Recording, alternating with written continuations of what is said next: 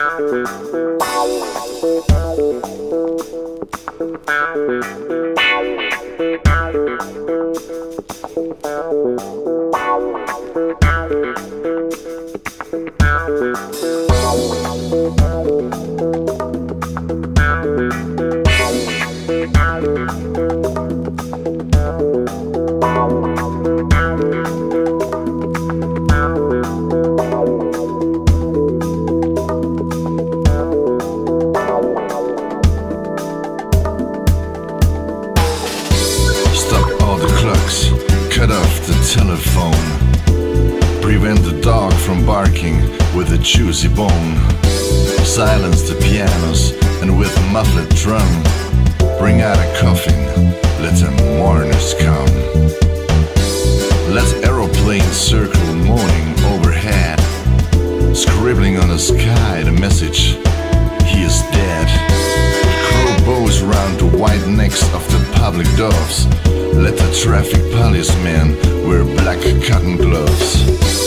He was my north, my south, my east and west, my working week and my Sunday rest, my moon, my midnight, my talk, my song. I thought that love would last forever, I was wrong. Stars are not wanted now, put out everyone, pack up the moon and dismantle the sun, pour away the ocean and sweep up the wood. For nothing now can ever come to any good. To any good. To any good. To any good. To any good. Crashing out the clock, crashing out the silver rain in your head. Cut off all the thousand blocks, cut off all the things turned to rain. Crashing up the clock, crashing up the silver rain in your head. Cut off all the silent plays, cut off all the things turned to rain.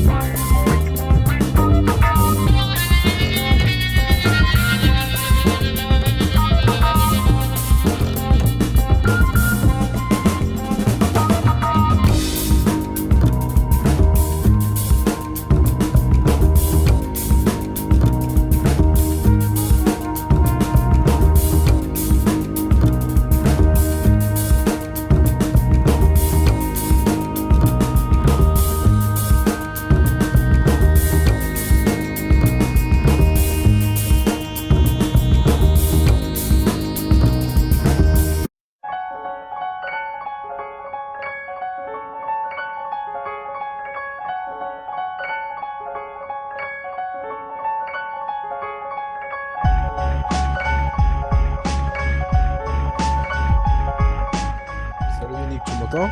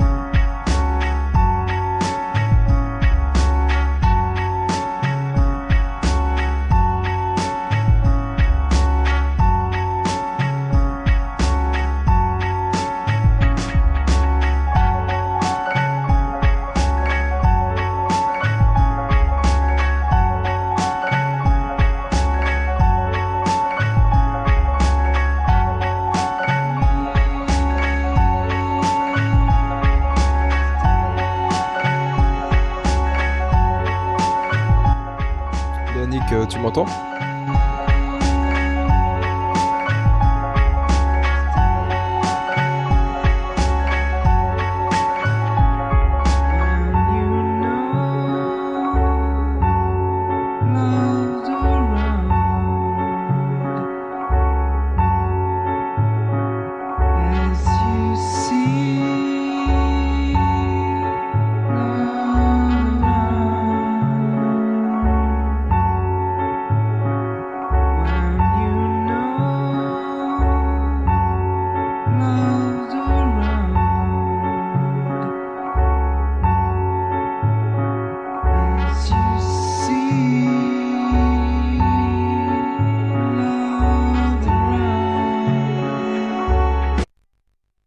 This house is cold and empty, just a ghost of who I used to be.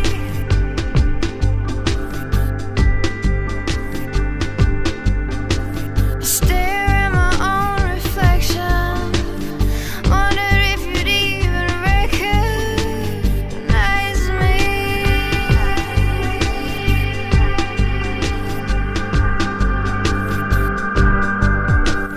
Oui, je t'entends. Non.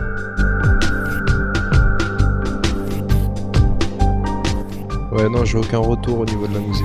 Last night I heard you whisper, everything is fine 'cause I am here. I am here. Last night I saw your shadow, but when I called your name you disappeared. You disappeared. Who's gonna say goodnight?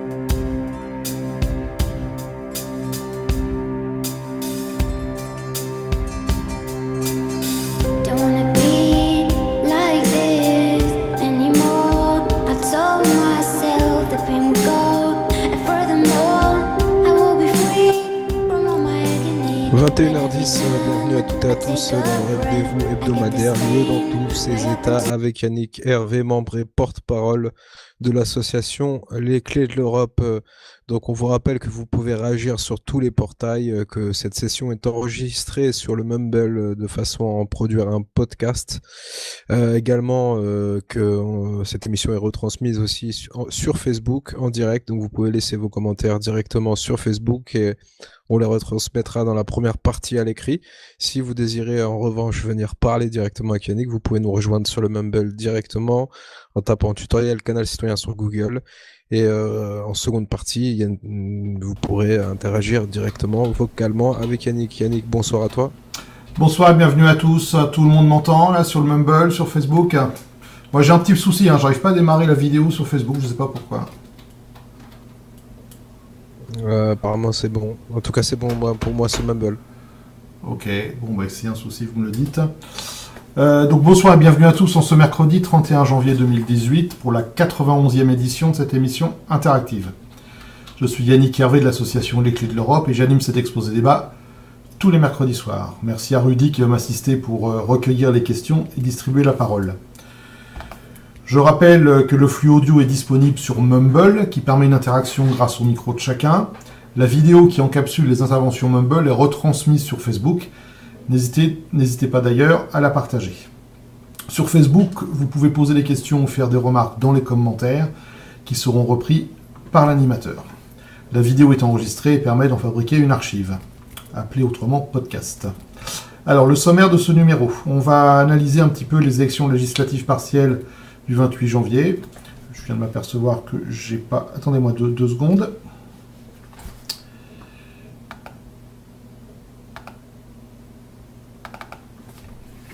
Oui, excusez-moi, je n'avais pas reporté le sommaire.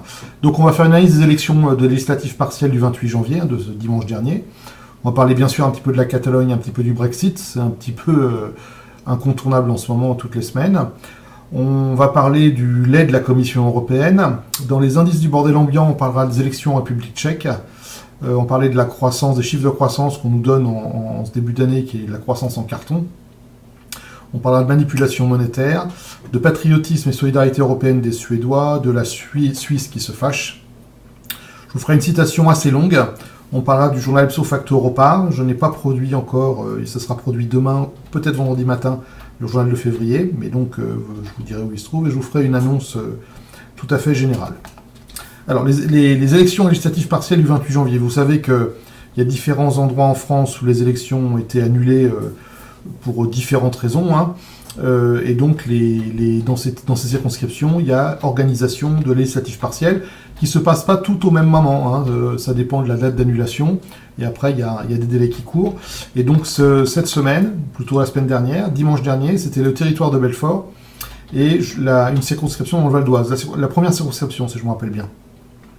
Alors les résultats, dans le territoire de Belfort, on a les Républicains qui ont récupéré 39%, la République En Marche 26,7%, la France Insoumise 11,6%, le FN 7,7%, Europe Écologie Les Verts 4,5%, Debout la France 3,8%, le PS 2,6%, les Patriotes 2%, Lutte Ouvrière 1,5% et l'UPR, Jonathan Vallard 0,7%.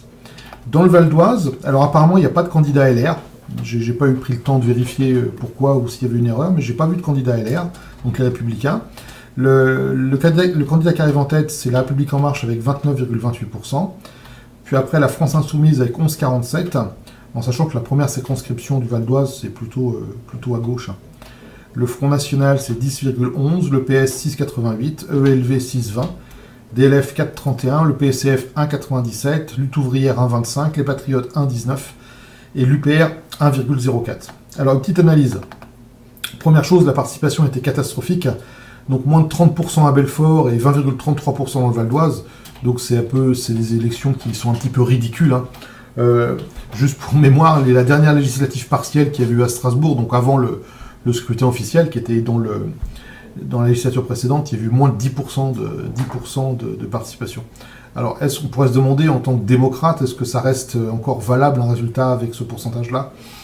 Bon, est-ce qu'il ne faudrait pas un quorum pour nos élections locales ? Ça, c'est une question à se poser. Alors, on s'aperçoit que le PS est en train de disparaître. Le PS fait un chiffre dans le territoire de Belfort de 2,6%. C'est dramatique pour eux, mais je pense qu'il faut en passer par là pour une renaissance de cette branche de l'échiquier politique français. On remarque que l'UPR, en arrivant 2 fois dernier, des 2 scrutins ne décolle pas malgré une candidature à la présidentielle. Ce sont un parti qui avait un candidat au présidentiel.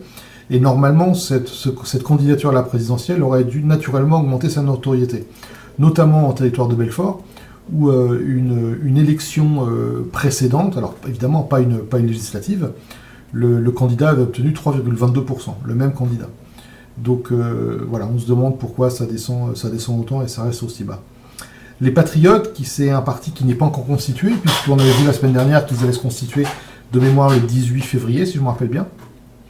Donc n'a pas réussi son hold-up, il devait prendre les voix du Front National.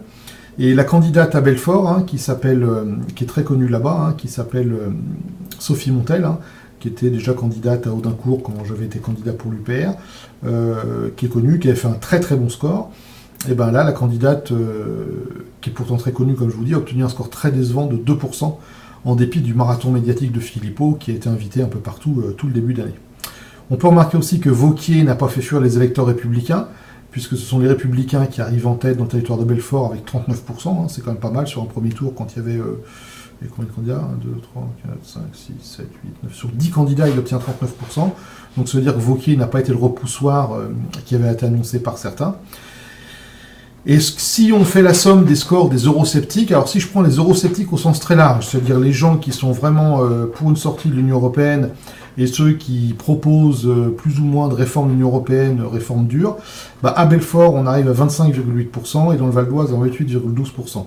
Si maintenant je prends les vrais eurosceptiques, c'est-à-dire qui disent que la France doit sortir de l'euro et de l'UE et éventuellement de l'OTAN, et à Belfort, on est à 2,7% et au Val d'Oise, on est à 2,23%. Donc c'est quand même assez décevant, en sachant que les vrais eurosceptiques, il y a les Patriotes et l'UPR. Dans les faux eurosceptiques ou les eurosceptiques mous, je mets France Insoumise, le Front National et DLF, qui proposent en gros de revoir des traités, de faire une Europe des nations où on ne sait pas trop ce qu'ils veulent, et en tout cas qui ne parlent plus de sortie de l'euro. Alors moi je trouve que cette élection est assez décevante pour le camp eurosceptique et qui reste quand même très très classique quant à la répartition des voix. On s'aperçoit que la République En Marche a baissé et que ça risque de continuer, notamment les feuilles de paye viennent d'arriver. Moi j'attends la mienne, mais je pense qu'il va y avoir quelques prises de conscience. J'en ai entendu parler aujourd'hui et tout le monde est très très en colère sur la fiche de paye. Notamment, il faut savoir que les fonctionnaires ont une perte nette, puisqu'il n'y a pas de compensation contrairement aux autres, et que pour les fonctionnaires, l'augmentation de la CSG sera une perte nette. Donc on peut s'attendre à ce que les prochaines législatives soient moins faciles pour la République En Marche. Est-ce que quelqu'un veut réagir déjà sur ces élections ? Non, les gens s'installent tranquillement, pas de réaction pour le moment. On rappelle à tout le monde que vous pouvez venir directement nous rejoindre sur le Mumble, n'hésitez pas, on peut continuer.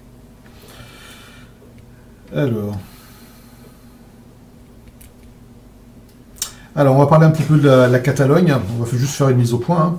Alors, le mélodrame continue. Donc, Carlos Puigdemont est toujours à Bruxelles. Rajoy répète que s'il revient, il sera arrêté, il le dit, il crie haut et fort.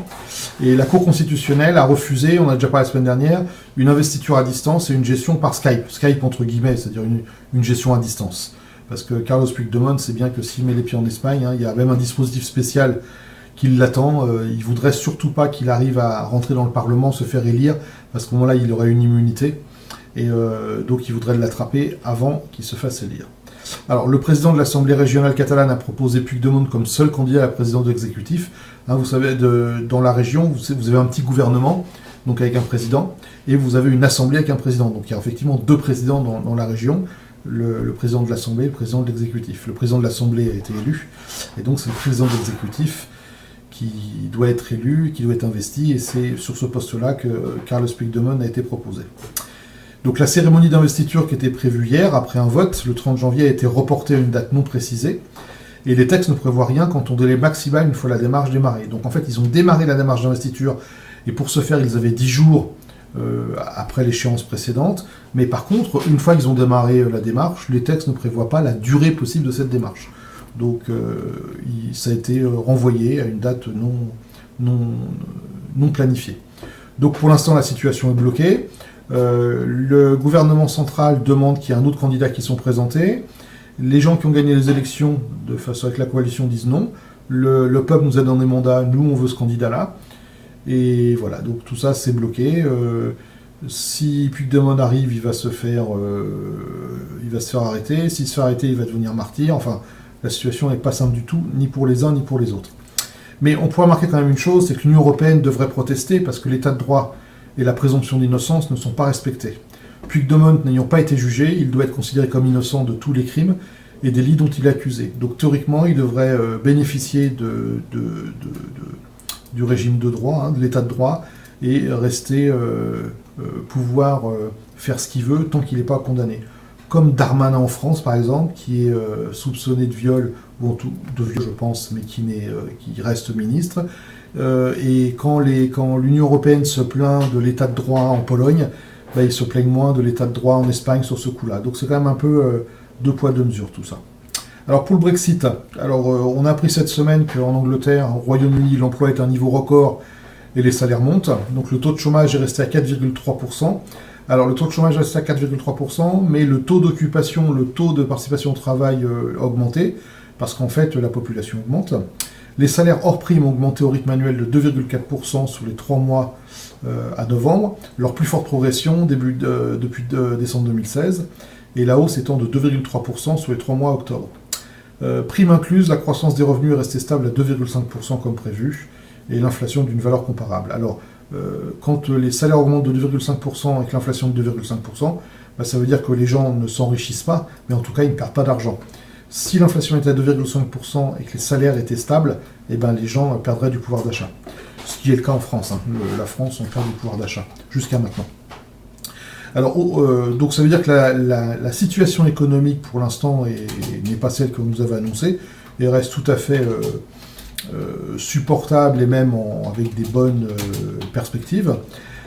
Par contre, un rapport hyper confidentiel a transpiré qui montrerait que dans tous les cas de figure, donc dans tous les scénarios post-Brexit, l'économie de la Grande-Bretagne souffrirait un peu ou énormément, donc en fonction de chacun des scénarios, et l'opposition, notamment écossaise, s'est saisie de ces données pour attaquer Theresa May.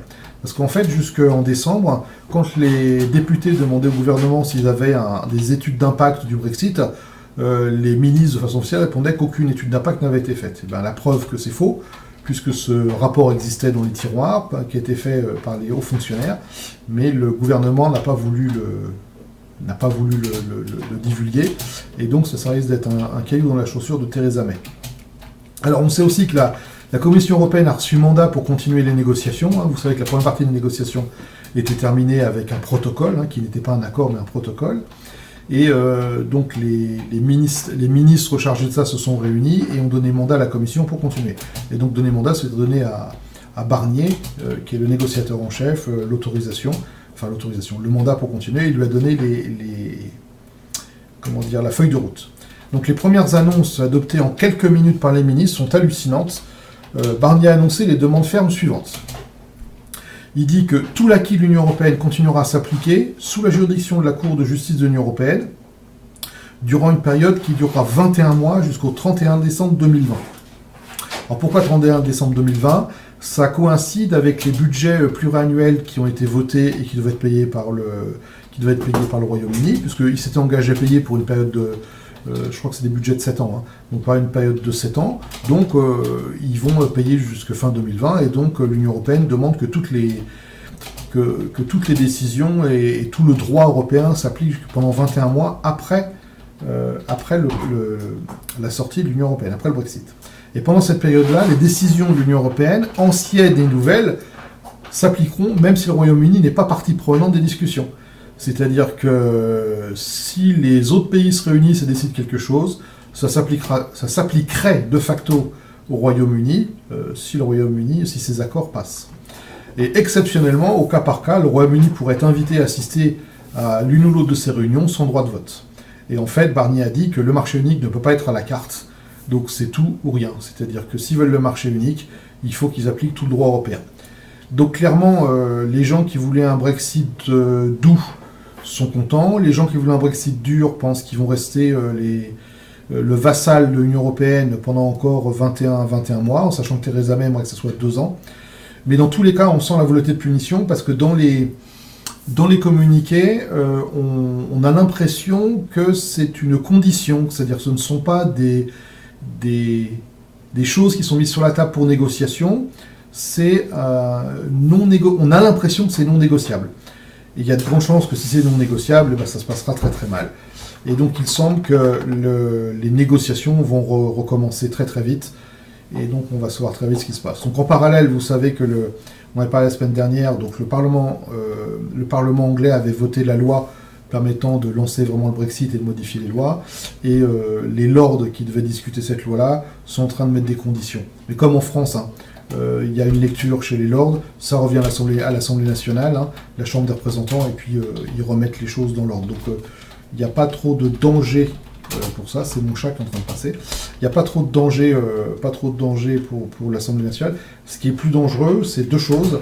C'est ce rapport confidentiel qui est sorti et qui n'aurait pas dû sortir, comme quoi ça va mal se passer d'un point de vue économique. Et la deuxième chose, c'est cet oukase ou cet ultimatum de l'Union européenne pour la deuxième partie des négociations. Donc ça risque d'un point de blocage assez fort. Des remarques là-dessus ? Pas là-dessus spécialement. Sinon, on avait une remarque concernant les feuilles de paye que font les syndicats, notamment des fonctionnaires, puisqu'ils se font baiser pour changer. Oui, il y a une question ou c'est juste une remarque ? C'est peut-être l'un et l'autre, oui, je dirais. Je comprends pas j'ai pas compris la question alors. Que font les syndicats pour l'instant, moi j'attends. Je pense que ça va réagir parce que la base va réagir quand les feuilles de paye seront vraiment arrivées, quand les gens vont faire remonter l'information au syndicat. Donc je pense que ou fin de semaine ou début de semaine prochaine, il risque d'y avoir des choses. Mais pour l'instant, moi j'ai rien vu et rien entendu. Je vois que des particuliers qui se plaignent. Mais maintenant, si sur Internet vous tapez fonctionnaire feuille de paye et vous mettez ça en actualité, c'est-à-dire des informations récentes, vous allez voir, ça sort comme des rafales. Je veux dire, c'est tout le monde. Des petits salaires, les gros salaires, tout le monde mange. Chez les non-fonctionnaires, il y a 2 dispositifs qui font que les feuilles de paye ont dû s'améliorer fin janvier pour les non-fonctionnaires. Mais comme pour les fonctionnaires, il n'y a qu'un des 2 dispositifs, c'est-à-dire la CSG pour lequel il y a plus de prélèvements, et les fonctionnaires, eux, vont perdre du pouvoir d'achat. D'accord, merci Yannick. On peut passer à la suite. On dit Isabelle Corrado, bonsoir. Oui, on passera à la suite, on en reparlera. Alors, on parle, le titre suivant, c'est la Commission européenne se noie dans le lait. Donc la Commission européenne a en stock près de 400 000 tonnes, je dis bien 400 000 tonnes de lait en poudre qu'elle a acheté pour soutenir le marché. Donc l'UE a décidé lundi de suspendre temporairement le plafond d'intervention pour l'achat de lait écrémé en poudre en 2018, alors que près de 400 000 tonnes sont actuellement stockées dans l'Union et que les prix de marché ont chuté. Donc ça, c'est ce qu'a annoncé le Conseil de l'Union européenne. Donc les ministres ont décidé de neutraliser temporairement le mécanisme automatique d'achat de lait en poudre qui débute chaque année le 1er mars.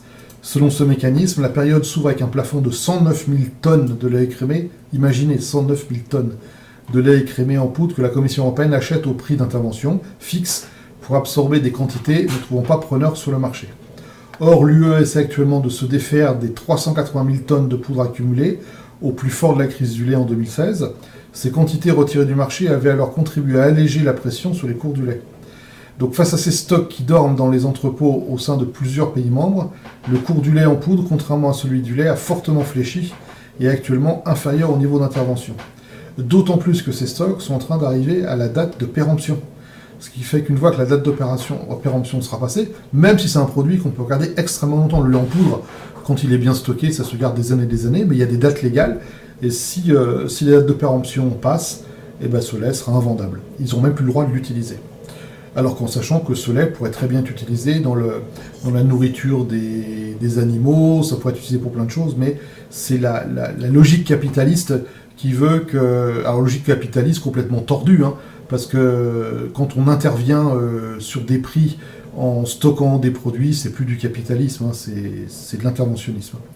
En fait, c'est le quantitative easing de l'agriculture, c'est-à-dire que la BCE met de l'argent pour soutenir l'économie, et ben là on rachète du lait, comme on a racheté du beurre. Il faut savoir qu'il y a des quantités de beurre phénoménales et de viande dans les stocks de l'Union européenne, c'est incroyable, alors qu'il y a des gens qui meurent de faim, tout simplement pour soutenir artificiellement. En fait, quand un modèle économique ne fonctionne pas, on applique des bidouilles qui deviennent encore plus toxiques que le modèle lui-même à terme. C'est-à-dire que là, on voulait soutenir le prix du lait pour aider les agriculteurs, et là, si on met ces produits maintenant sur le marché, eh ben, ça va tuer les agriculteurs. Donc en fait, c'est la faillite totale du modèle, c'est la faillite du modèle et de ses méthodes de correction. Donc tout ça, c'est dramatique, et il risque d'y avoir une grosse catastrophe. Donc 2 catastrophes possibles. Première, c'est que ces produits sont mis sur le marché, ça détruit l'économie du lait, et en tout cas de la poudre de lait. Deuxième méthode, ces produits sont perdus, et ben ça fait un trou dans la caisse de l'Union européenne, et c'est les contribuables qui vont payer. Donc dans tous les cas, c'est catastrophique. Puisqu'il aurait fallu l'acheter pour faire quelque chose. Aider les pays en voie de développement, faire de la nourriture pour les animaux, ce que je sais. Mais en tout cas, là, ça devient catastrophique. Et j'en parlerai en fin d'émission. Personne ne veut réagir là-dessus ? Si sur Facebook, une question, Eric Italie, et les retraités, l'impact de la CSG selon toi, Yannick? Les gens se plaignent, hein, et contrairement à ce qui avait été dit, les petites retraites ne devaient pas être touchées, et moi ce que je lis comme message qu'on m'envoie ou que je lis au fil de mes lectures, c'est qu'apparemment toutes les retraites sont touchées. Et en pourcentage, c'est quelque chose qui est assez important, j'ai encore vu tout à l'heure, 42 € par mois, 100 € par mois, enfin les gens sont très en colère. Donc en fait les retraités sont dans la même configuration que les fonctionnaires, c'est-à-dire que eux vont perdre en pouvoir d'achat. Et eux, c'est encore pire parce que eux ne verront jamais leur indemnité augmenter. Le fonctionnaire peut encore compter peut-être pour certains sur des améliorations conjoncturelles ou statutaires, le changement de grade, des choses comme ça, alors que les retraités ne peuvent pas compter là-dessus. Donc c'est assez dramatique. Je pense, étant donné les difficultés économiques au sens budget, au sens liquidité de notre gouvernement, chose qui n'est pas admise mais qui est réelle, je pense qu'on va en morfler encore pas mal. Je pense qu'on a quelques taxes qui vont nous tomber dessus dans les temps qui viennent, que ça soit, vous savez que le prix du gaz a augmenté, les autoroutes ont augmenté, il y a des projets de faire payer l'entrée des villes, tout ça, il y a des taxes spéciales prélevées sur les entreprises pour rembourser des erreurs du gouvernement précédent. Enfin, c'est quand même très malsain ce qui se passe en ce moment. Hein. Moi, je pense personnellement que l'État est en faillite. Hein. C'est pas possible de gratter comme ça partout. Je pense que l'État est en faillite. Oui, on avait parlé de toutes les augmentations en début d'année, c'était assez flippant, effectivement. Il y avait au moins une dizaine de postes, entre... Là, quand on voit le prix de l'essence, là, mais on hallucine, quoi. Hein. On hallucine quand on voit le prix de l'essence. Et il faut bien comprendre que le prix à la pompe, là, que vous voyez, d'ici quelques semaines, ou pire quelques mois, vous allez le retrouver dans la viande, dans le lait, dans les œufs, dans les salades, parce que les transporteurs vont être obligés, enfin les transporteurs et les industriels vont être obligés de reporter cette augmentation sur les produits qu'ils vendent. Ils n'ont pas le choix. Et donc vous allez voir que la vie va augmenter forcément à cause du prix du gaz, de l'autoroute et de l'essence. C'est obligatoire. Et du gasoil surtout, du gasoil. Et donc on va y avoir une deuxième couche quand ces prix vont être reportés dans la chaîne de valeur et que vous allez devoir le payer une deuxième fois. Ouais, effectivement, Isabelle Corrado qui disait faillite organisée, donc effectivement, ça sent un petit peu le sapin. Merci à Céline qui retransmet toutes les questions, n'hésitez pas sur Facebook, du coup on les mettra en avant auprès de Yannick, en temps réel. Et vous allez voir que l'avenir est pas rose parce qu'il se profile d'un certain nombre de mesures qui vont encore rendre les choses plus difficiles.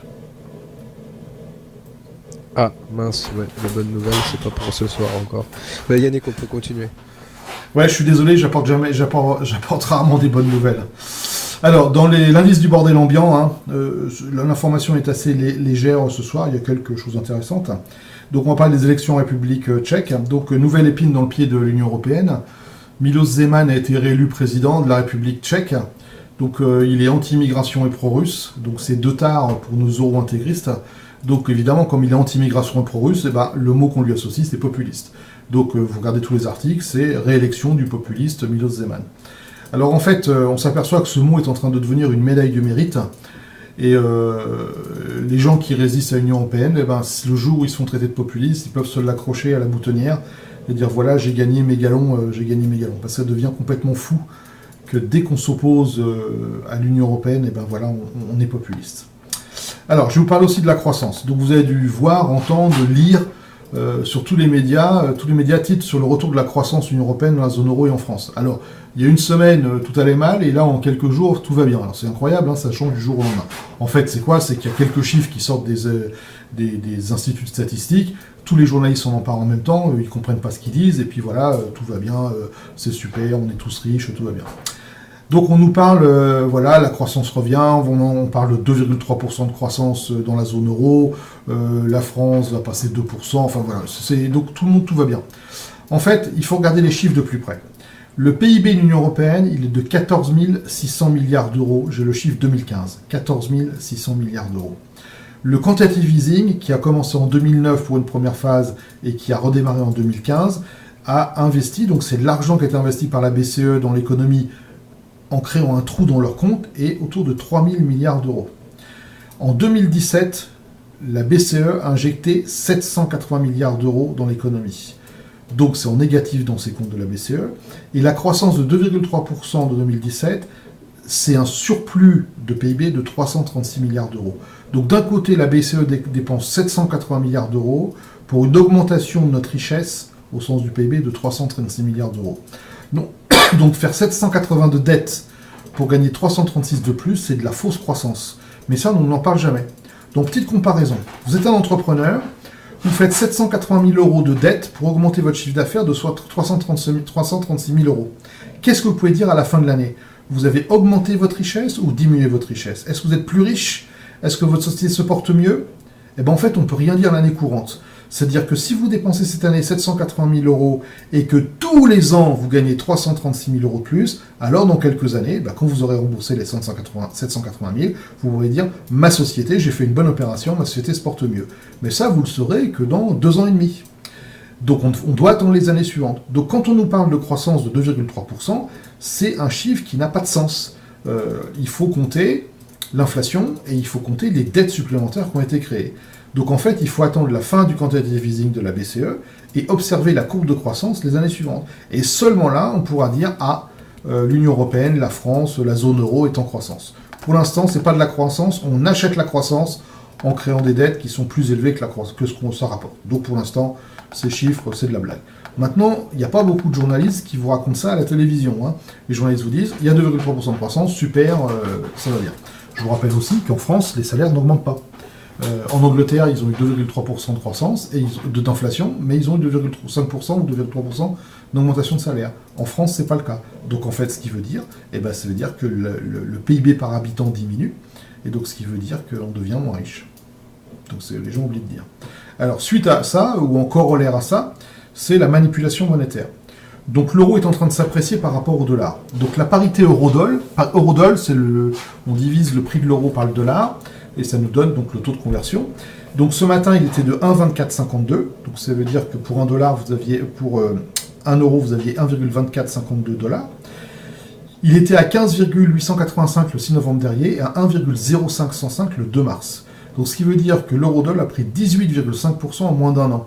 Donc en d'autres termes, l'euro s'est apprécié de 18,5% entre le 2 mars 2017 et le 31 janvier 2018. Alors, le risque économique, c'est une modification relative des échanges internationaux au profit de la monnaie faible, tout en faisant baisser l'inflation dans la zone forte, c'est-à-dire en zone euro. Donc c'est bon pour le consommateur, qui verra des produits moins chers en France, des produits d'importation moins chers, les produits locaux, ça ne changera rien. Donc les produits d'importation de ces zones dollars seront moins chers, et l'inflation sera diminuée. Mais c'est mauvais pour l'économie qui a besoin de croissance et d'inflation pour faire tourner la pyramide de Ponzi du capitalisme. Donc c'est extrêmement dangereux pour une économie capitaliste de ne pas avoir de croissance ni d'inflation. Je vous rappelle que la croissance, c'est ce qui permet de payer les intérêts des emprunts. Alors la BCE pense intervenir sur le taux de change, Elle ne sait pas encore comment, pourquoi, mais c'est de la manipulation. C'est-à-dire que premièrement, c'est pas dans ses prérogatives. Hein. Ses prérogatives, c'est l'inflation de moins 2%. Mais en tout cas, elle va tout faire en manipulant les taux d'intérêt, ces taux directeurs, pour faire modifier ce taux de change. Mais un problème insoluble est en train d'apparaître, car le taux de change efficace ne peut pas être le même pour tous les pays de la zone euro. Si on aide l'Espagne et l'Italie, on punit l'Allemagne, et si on soutient l'économie allemande, on crucifie les pays du Sud. Ce qui veut dire qu'il faudrait que l'euro monte encore un peu pour l'Allemagne, alors qu'il devrait descendre pour l'Italie, l'Espagne. Pour la France, apparemment, la France est un point d'équilibre, autour d'un point d'équilibre. Donc la BCE, du fait qu'il y a une monnaie unique, est coincée, puisque si on laisse la monnaie très élevée, c'est les petits pays qui souffrent, et si on baisse la monnaie, c'est l'économie allemande qui va s'écrouler. Donc la BCE se prépare donc à arrêter le quantitative easing et à remonter ses taux directeurs. Donc ça, théoriquement, c'est prévu pour les mois qui viennent, mais si l'euro continue à augmenter, la BCE ne pourra pas arrêter le quantitative easing.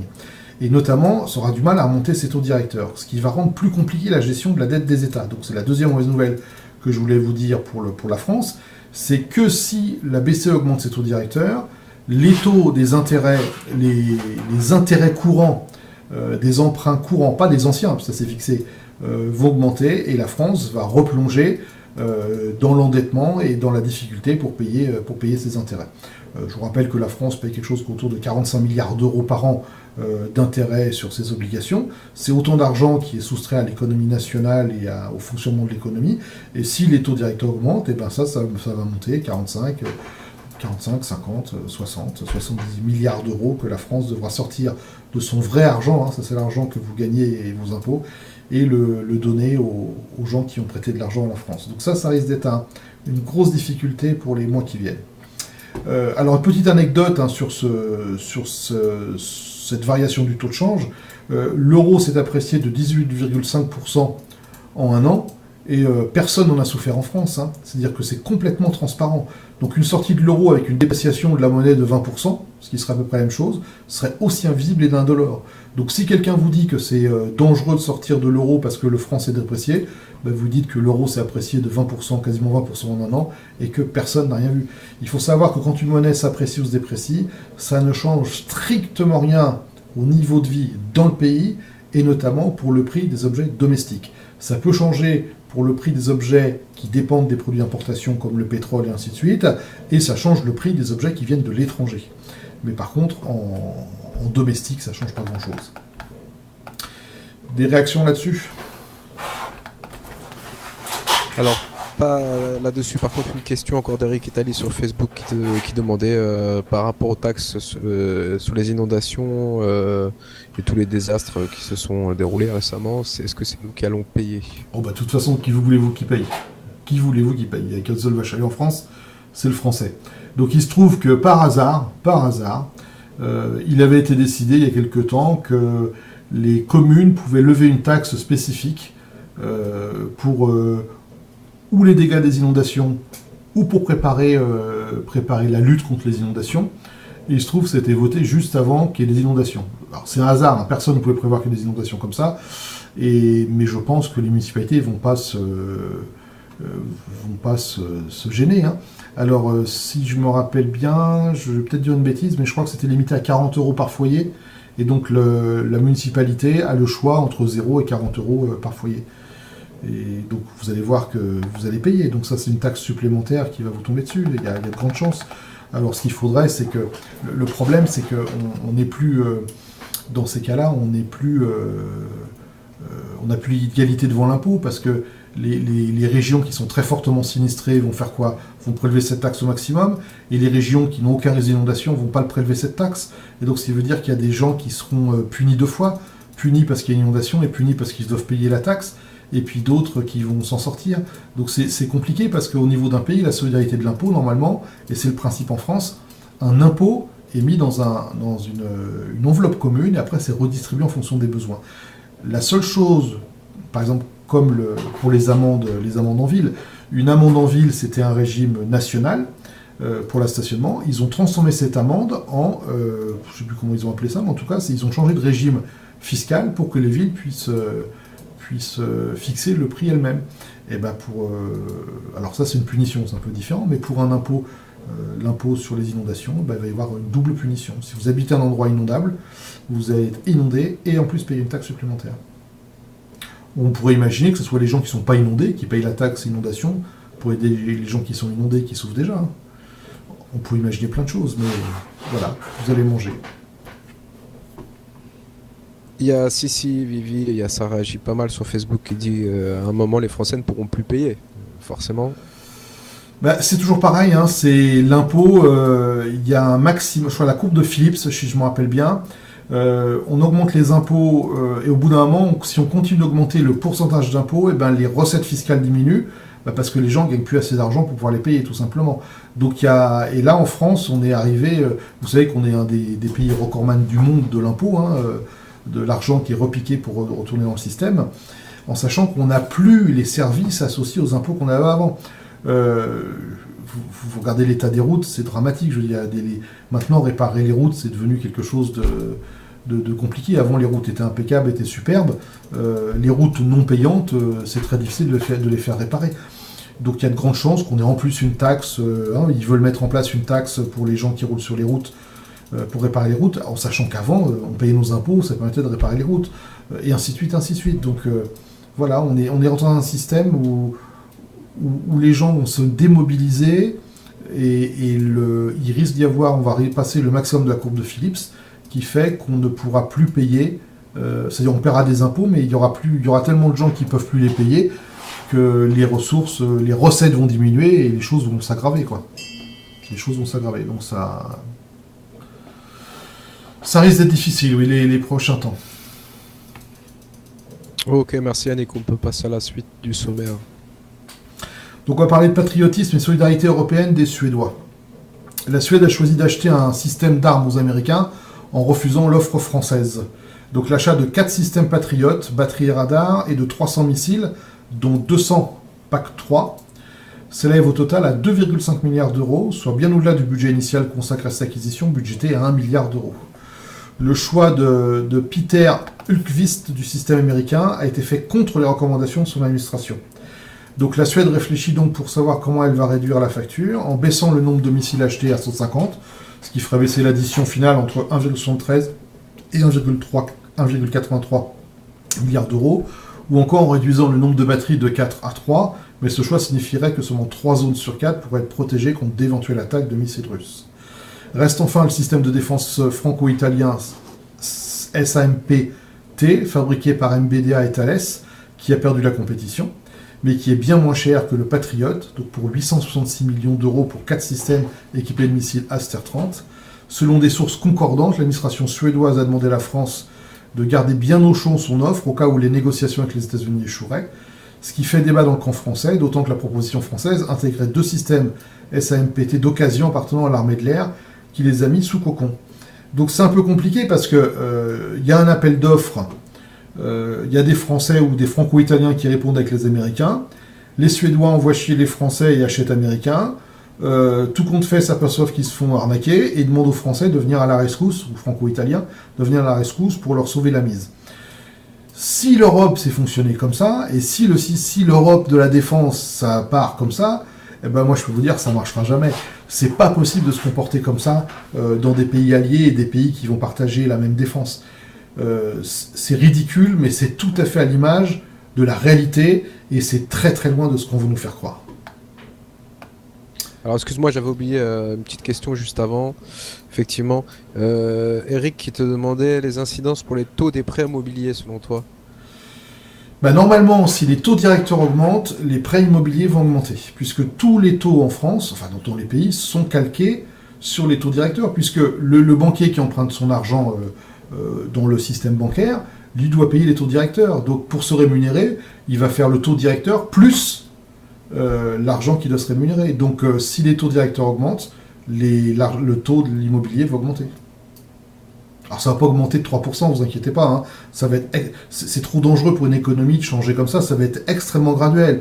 Ça va augmenter 0,1 point par 0,1 point, peut-être, je sais pas, ou peut-être même moins, 0,1 point tous tous les 3 mois, hein, donc vous inquiétez pas. Si vous êtes en train de négocier un prêt immobilier, il ne changera pas de 2 points ou même de 1 point demain. Hein. Actuellement, les taux immobiliers sont entre 1,5 et 1,7, si j'ai bien lu, peut-être même moins des fois. Voilà, ça va rester, si ça passe à 1,75, vous inquiétez pas, hein, vous n'allez pas exploser votre taux immobilier dans la semaine, hein, ni dans le mois, ni dans les 3 mois, ni dans les 6 mois. Ok, d'accord, merci Yannick.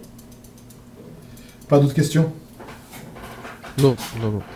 Alors, on va parler de la Suisse qui se fâche, très très court. Donc la Suisse, qui a mis fin à son secret bancaire le 1er janvier 2018, ne pardonne pas à Bruxelles de l'avoir laissé sur la liste grise des paradis fiscaux. Alors, petite précision, le secret bancaire est levé pour les personnes n'habitant pas en Suisse, il est maintenu pour les résidents suisses ou étrangers. Donc si vous êtes un étranger résident en Suisse, le secret bancaire s'applique toujours. Donc c'est peut-être pour ça que l'Europe a gardé la Suisse sur sa liste grise. Alors en sachant qu'il y a eu des échanges de mots un peu crus entre des responsables suisses et des Européens, et notamment il y a des Suisses qui ont dit que Juncker pouvait aller se faire voir pour des négociations. Enfin, en langage diplomatique, c'est quand même, quand on arrive là, c'est que c'est assez chaud, hein. Donc voilà, donc les choses sont assez tendues en ce moment entre la Suisse et l'Union européenne, notamment autour de ça. Notamment à Davos, ils se sont interdits de se rencontrer. Ils ont tout fait pour ne pas se croiser, les Suisses et les Européens.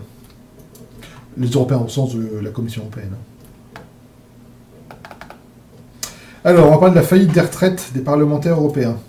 Donc un fonds de pension destiné à couvrir la retraite des députés européens devrait se trouver en déficit au plus tard en 2026. Donc les contribuables européens devront mettre la main à la poche à hauteur de 362 millions d'euros pour couvrir le trou. Je vous dis bien les contribuables européens, pas les parlementaires, les contribuables. C'est ce qui ressort d'un rapport interne du secrétaire général du Parlement européen, Klaus Welle, cité par le journal allemand Bild. Ce fonds de pension est associé à un programme de retraite à cotisation volontaire créé pour les eurodéputés en 1990, parce qu'il n'en existait aucun à cette époque. Mais il a été clôturé pour les nouveaux membres en 2009, avec l'introduction d'un régime de retraite obligatoire. Pour information, pour 1 euro cotisé par le parlementaire, 1 euro était abondé avec de l'argent public. Donc, ce qui veut dire que vous payez, en tant que contribuable, les retraites complémentaires, donc normalement volontaires, de vos parlementaires européens. Donc ils avaient une retraite payée par l'argent public, plus une retraite complémentaire payée à 50% pour l'argent public, sur votre dos. Et on vous a jamais rien demandé. Et on ne vous paye pas votre retraite, vous, complémentaire. Donc le fonds disposait de 146,4 millions d'euros d'actifs à la fin de l'année 2016, mais le cumul des pensions à verser aux ex-députés européens à l'avenir atteignait déjà 472,6 millions d'euros au même moment. Donc ils ont 164 millions d'actifs, ils doivent déjà payer 472 millions. Le rapport indique que plus de 700 eurocrates ont déjà pris leur retraite et bénéficient des versements de ce fonds de pension. Au cours des 4 prochaines années, 145 eurodéputés devraient les rejoindre et en profiter également. Une partie de ce fonds de pension a été placée et génère des intérêts d'environ 2% par an, mais à ce taux et au rythme prévu de versement des pensions, un déficit devrait apparaître à partir de l'année 2024. Pour qu'il y ait suffisamment de capitaux d'ici 2026, il faudrait un rendement annuel d'au moins 5%. Et on en est très très loin. Si ces hypothèses se confirment et que le fonds est mis en faillite entre 2024 et 2026, le Parlement européen, légalement responsable de ce fonds, n'aura pas d'autre solution que de prendre lui-même en charge le manque à gagner. Autrement dit, les contribuables de l'UE devront mettre la main à la poche. Or, je vous rappelle que le Royaume-Uni sortant de l'Union européenne, il va y avoir un trou de 10 à 13 milliards d'euros. Et comme le Parlement européen n'a pas voulu voir à la baisse ses frais de fonctionnement en gardant, on en a parlé la semaine dernière, tous les eurodéputés, quitte à les distribuer d'une autre façon, et ben ils vont continuer à dépenser autant d'argent, voire plus. Ça veut dire quoi ? Et ben ça veut dire que c'est nous, en tant que contribuables européens, qui allons payer le renflouement de ce fonds de pension. Donc voilà encore un impôt qui va nous tomber dessus. Il sera peut-être transparent, c'est-à-dire il sera caché dans autre chose, mais ça veut dire que la contribution de la France au budget de l'Union européenne va forcément augmenter. Forcément. Quelqu'un veut réagir là-dessus ? Quelqu'un veut une retraite de député européen ? Oh, tout le monde à peu près ici présent, mais peut-être pas les inconvénients qui vont avec. Bon, moi je pense qu'il y a peu d'inconvénients. Hein. Pour eux, je ne parle pas pour l'institution, mais pour le député européen, il y a peu d'inconvénients. Hein. Je parle de sa retraite. Hein. Sur Facebook, on a un problème de direct, visiblement. Alors, moi j'ai un souci avec Facebook, j'ai jamais réussi à démarrer la vidéo ce soir. Alors je vais relancer. Écoutez, je vais couper la diffusion Facebook et je la relance, hein, d'accord? Ok.